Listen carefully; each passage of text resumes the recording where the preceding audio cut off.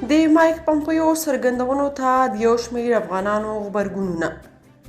د امریکا د بهرنیو چارو پخوانی وزیر مایک پمپیو په خپل تازه چاپ شوي کتاب کې د افغانستان اسلامي جمهوریت حکومت د سولې پروسې، فساد او ولسمشر غني په اړه نیوکو پراخ غبرګونونه پارولي.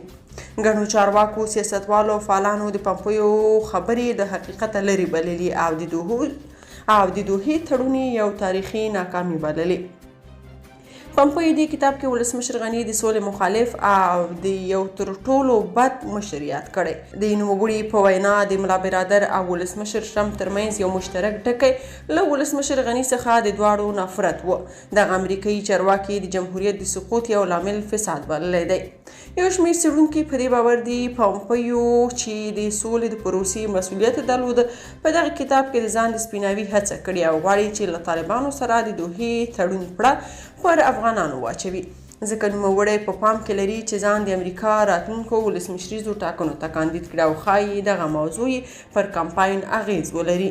د مالیې وزارت پخوانی وزیر خالد پاینده د نوموړي په غبرګون کې ویلي د پمپیو کتاب د دروغو ټولګه ده او ټول لنډیزې له افغانستانه د امریکا د وتلو توجیه کول دي.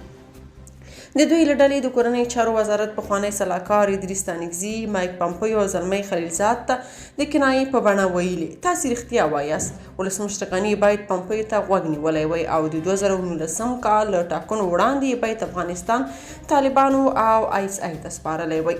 بل لور ته د روغتیا پخوانی وزیر وحید مجروح ویلي چې دوی له ټولو سره لوبه وکړه او یوه ویډیو یې خپره کړې چې پکې د طالبانو په اړه د پمپیو څرګندونې له پخوا او ورسره پرتله کړي. په دغه ویډیو کې پمپیو طالبان قصابان او ډیر شرپسنده خلک بللي دي، خو د دندې پر مهال بیا نرمه ژبه کارولې.